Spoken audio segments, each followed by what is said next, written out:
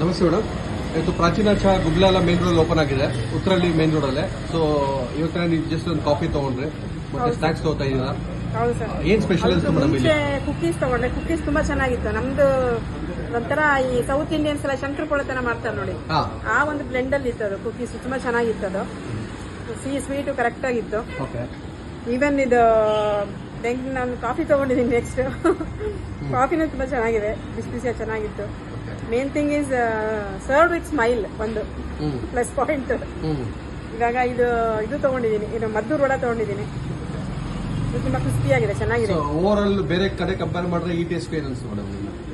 ಇದು ಸ್ವಲ್ಪ ಕ್ರಿಸ್ಪಿ ಜಾಸ್ತಿ ಇದೆ, ಅದೊಂದು ಅನಿಸ್ತು. ಬಟ್ ಬೇರೆ ಅದರ್ವೈಸ್ ಎಲ್ಲ ಹದವಾಗಿದೆ.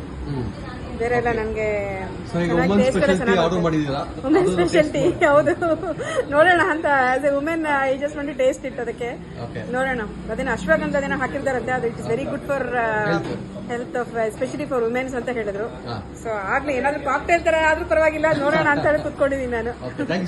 Very good. All the best.